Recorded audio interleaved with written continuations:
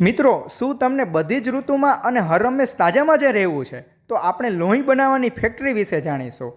મિત્રો, વનવગડા અને ગામના છેવાડે થોરના ફીંડલા એટલે કે હાથલા પણ ઉગી નીકળે છે. તેમાંથી vitamin A, vitamin C, folic acid, iron, calcium, vitamin B, magnesium અને એમિનો એસિડ જેવા અનેક પોષક તત્વો મળે છે. ફાઇબરથી ભરપૂર ફીંડલા શરીરના ખરાબ કોલેસ્ટ્રોલને ઘટાડે છે અને હાર્ટ એટેકની શક્યતા ઘટી જાય છે.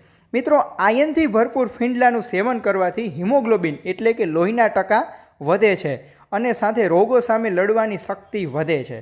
મિત્રો, આ રસ ગર્ભવતી સ્ત્રી પીવે તો તેમના લોહીના ટકા ઘટવાની શક્યતા ખૂબ જ ઓછી થઈ જાય છે. એટલે જ તો કહેવાય છે કે તેમને લોહી બનાવવાની ફેક્ટરી. સાથે મિત્રો, નરણા કોઠે ફીંડલાનો રસ પીવાથી બ્લડ સુગર ઘટે છે અને ડાયાબિટીસમાં અનેક ફાયદા આપે છે. ભરપૂર માત્રામાં ફાઇબર એટલે કે રેસા હોવાથી આંતરડાને ચોખ્ખા રાખે છે અને કબજિયાતથી દૂર રાખે છે.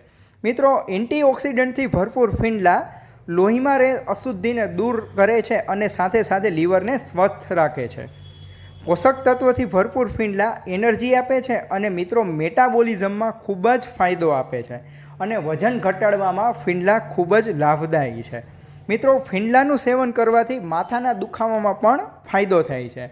સાથે મિત્રો, ફોલિક એસિડ, વિટામિન ઇ અને આયર્નથી ભરપૂર ફીંડલા ત્વચા અને વાળની તંદુરસ્તી માટે ખૂબ જ ફાયદાકારક છે. મિત્રો, આ વિડીયો જરૂરથી તમારા મિત્રોને શેર કરો અને આવી વધુને વધુ માહિતી મેળવવા માટે અમારી ચેનલને સબસ્ક્રાઈબ કરો. Thank you.